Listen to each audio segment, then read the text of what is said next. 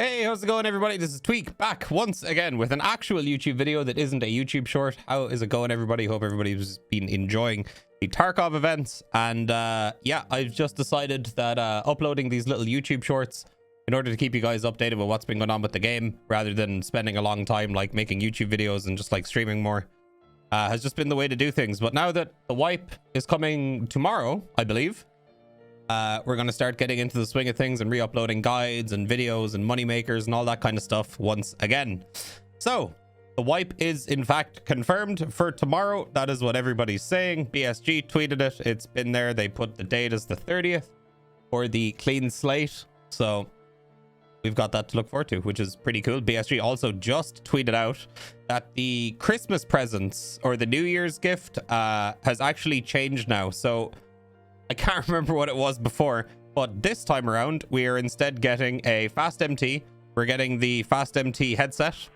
To combine it, we're getting a set of GP NVGs, which are the panoramic NVGs. We're getting one of those. We're getting an armored M1 rig. We're getting a fake beard. We're also getting a Docs case, which is huge. And then we're also getting one of the 75 round 7.62x39 mags. We're also getting an ammo case. And also we're getting 450 BP rounds. Don't really know how I feel about the BP rounds. I'm not really super bothered about it because in the early game, everybody's running around with crap gear anyway. And the only thing that those BP rounds are really going to help you with is killing SCAV bosses. I still think they should just make it PS ammo. I think there's no reason for it to be BP. I think PS ammo would have been fine. But then again, you can buy PS ammo super cheap early anyway. You're also getting 10 F1 grenades and you're also getting 10 Zarya grenades along with an AKMN, and we can only assume it's that big weird looking red one with that stupid variable zoom hollow on it or whatever. So that is the new Christmas gift. So what did you guys think of the events? I hope you guys enjoyed them. I personally didn't really play them very much, but they had the fog event. They had the event where all your graphics cards were trading for thermals and slicks and all that other cool gear. We also had, I think currently right now, actually, because I'm going to play Tarkov tonight. I've been playing Rust recently while I wait for the wipe to come. But we have raiders on all maps at the moment, I believe. The trader event is also now live. In case some of you didn't realize that, you can go check that out. And for those of you that don't know what that is, it basically means that everything from the traders is super cheap and everything is in stock, more or less. So you will have basically one night to play with that, because I think the game is wiping at 8 p.m. tomorrow morning for EU time. So that is in about 13 hours from now. So I'm probably going to get on stream early tomorrow, not quite at 8 a.m. because they have to upload the patch, and then, you know, any problems, you know, there could be a couple of hours there where we can't even play. So there's no point in getting up early, but I'm sure a lot of people will be.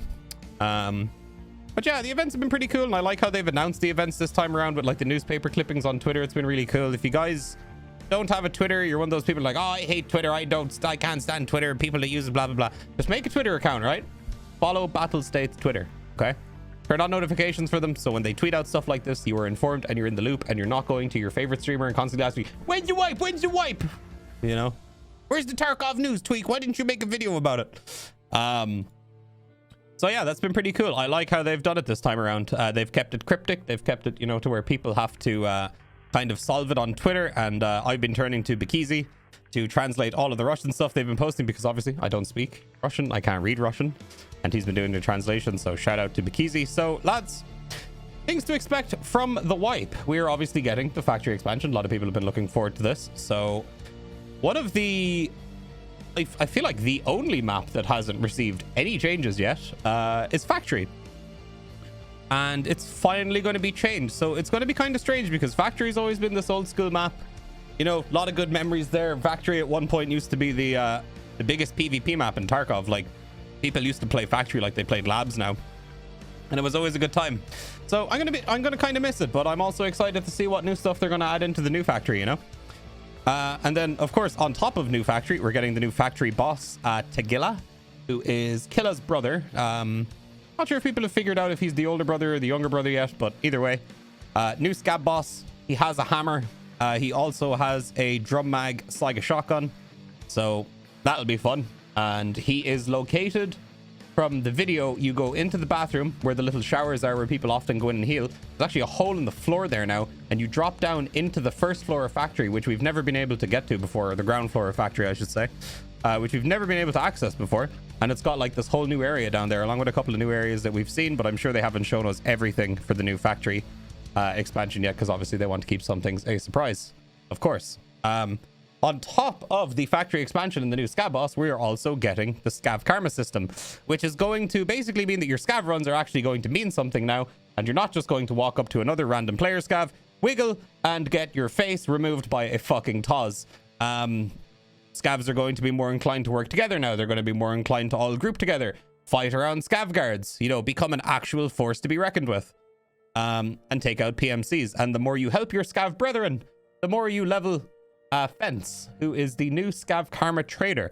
So Fence is getting an overhaul. Goodbye, Fence. May your legacy fuck off forever. I always thought you were useless. But anyways, Fence is basically, I just use him to sell crap armor. And most of the time I just delete it anyway because it's worth like 5k. But goodbye, Fence. I won't miss you.